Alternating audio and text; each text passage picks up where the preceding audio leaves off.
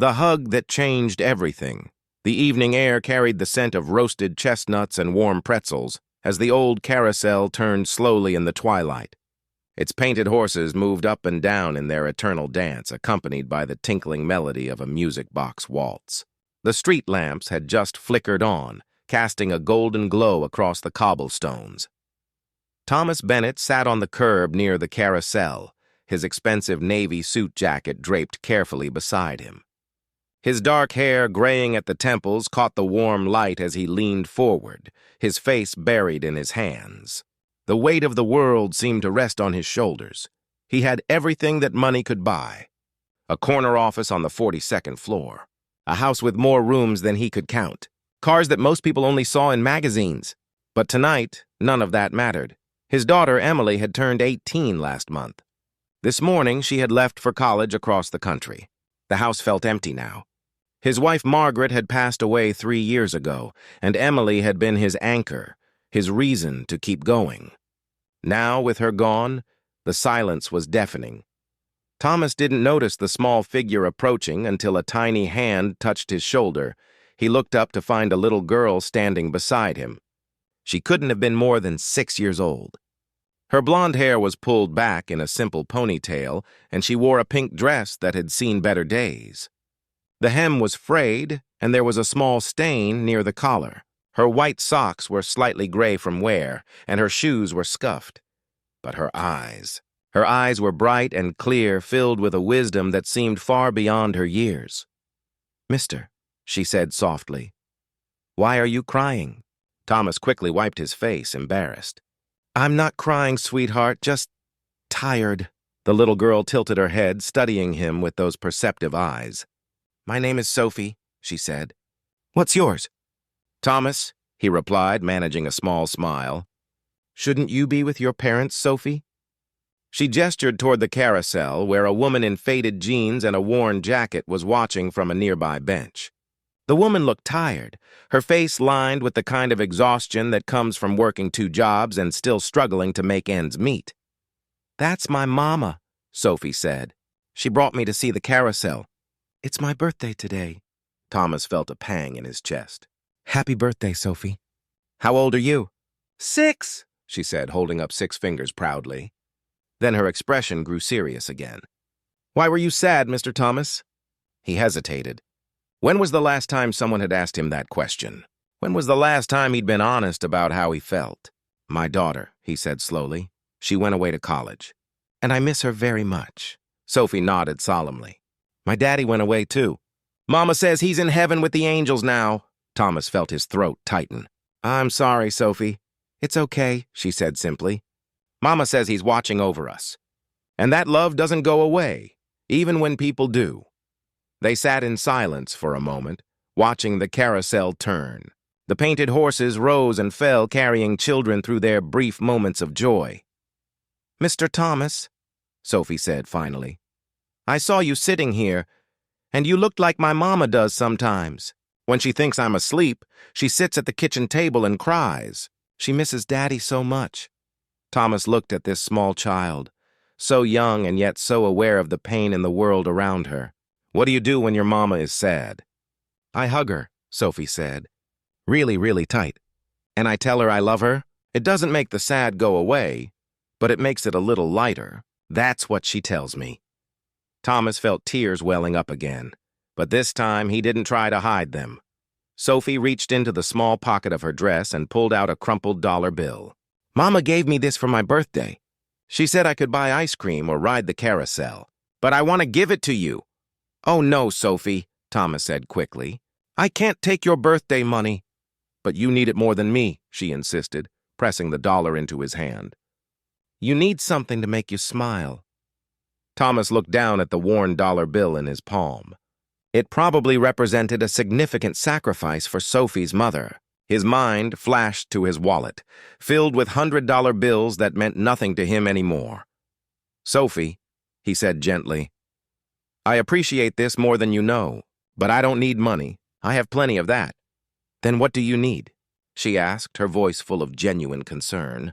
He looked at her small, earnest face, at the carousel turning behind her, at her mother watching from the bench, ready to protect her child if this stranger posed any threat. "I don't need money," Thomas said, his voice breaking slightly. "I just need a hug. A hug like the ones you give your daughter." Sophie's face lit up with understanding. "Like I give my mama, you mean?" "Yes," Thomas whispered. "Like you give your mama." Without hesitation, Sophie wrapped her small arms around his neck. She hugged him with all the strength in her little body, the way only children can hug, with their whole heart and no reservation. Thomas wrapped his arms around her tiny frame, careful not to crush her pink dress, and for the first time in months, he let himself really cry. Not the silent tears he'd shed alone in his empty house, but real sobs that came from deep in his chest. Sophie just held on, patting his back the way her mother probably patted hers when she had bad dreams. "It's okay," she whispered. "It's okay to be sad. But you're not alone." They stayed like that for a long moment. This wealthy man in his expensive suit and this little girl in her worn pink dress, connected by the universal language of human comfort. When they finally pulled apart, Thomas found Sophie's mother standing nearby, tears streaming down her own face. "I'm sorry," he said quickly, standing up. "I didn't mean to—" "No," the woman said, her voice thick with emotion. "Don't apologize. I saw what happened." Sophie has always had a gift for finding people who need kindness. Thomas looked down at Sophie, who was smiling up at him with such pure joy that it made his heart ache. "Thank you, Sophie," he said. "You've given me the best gift anyone could give." "You're welcome, Mr. Thomas," she said. "Will you be okay now?" He nodded, and this time it wasn't a lie. "I will be, thanks to you."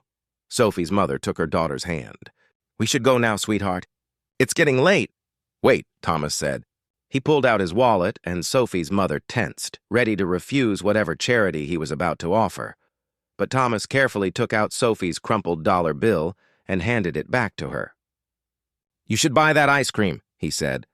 "Or ride the carousel. It's your birthday after all." Then he pulled out a business card and handed it to Sophie's mother. "My name is Thomas Bennett. I run a foundation that helps families. If you ever need anything, job opportunities, help with bills, whatever it might be, please call that number. No strings attached. Just one parent trying to help another." The woman looked at the card, then at him, then at her daughter. "Are you sure?" "I'm sure," Thomas said. "Sophie taught me something tonight. She reminded me that the most valuable things in life can't be bought. But that doesn't mean money can't be used to help people, to ease their burdens a little." The woman's eyes filled with tears again. "Thank you," she whispered. Sophie tugged on her mother's hand. "Mama, can Mr. Thomas ride the carousel with us? It's more fun when you're not alone." Thomas looked at the carousel, at the painted horses moving in their circle of light and music. He thought about Emily, probably settling into her dorm room right now. He thought about Margaret, gone but not forgotten. He thought about all the evenings he'd spent alone in his big, empty house. "You know what, Sophie?" he said, kneeling down to her level. "I would love to ride the carousel with you." Her face lit up like the street lamps around them. "Really?" "Really," he said. "It's your birthday. You should have someone to celebrate with." The three of them walked to the carousel together. Thomas paid for all their tickets, and they climbed onto the painted horses. Sophie chose a white horse with a golden mane. Thomas took the brown one beside her. As the carousel began to turn, picking up speed, Sophie laughed with pure delight. The music played its tinkling waltz. The lights twinkled and blurred, and for a few precious minutes, they were all just people on a carousel, equal in their humanity, connected by a moment of simple joy. Thomas found himself laughing too, really laughing, for the first time since Emily had left. Later that night, as he drove home to his empty house, Thomas didn't feel quite so alone. He thought about Sophie's words. Love doesn't go away, even when people do. He thought about the hug she'd given him, offered freely with no expectation of anything in return. He thought about how sometimes the richest people are the ones with the least, and how a 6-year-old girl in a worn pink dress had been wealthier than him in all the ways that mattered. When he got home, Thomas didn't head straight to bed as he usually did. Instead, he sat at his desk and wrote a long email to Emily, He told her about his evening, about Sophie and the carousel, about the reminder that connection and kindness were always there, if you opened your heart to receive them. He told her that he missed her terribly, but that he was proud of her for beginning this new chapter of her life. He told her that he would be okay, that he was learning to be okay. And as he pressed send, Thomas realized that sometimes the greatest gifts come in the smallest packages. Sometimes wisdom arrives in worn pink dresses and scuffed shoes. Sometimes healing begins with a simple hug from a stranger who sees you, really sees you.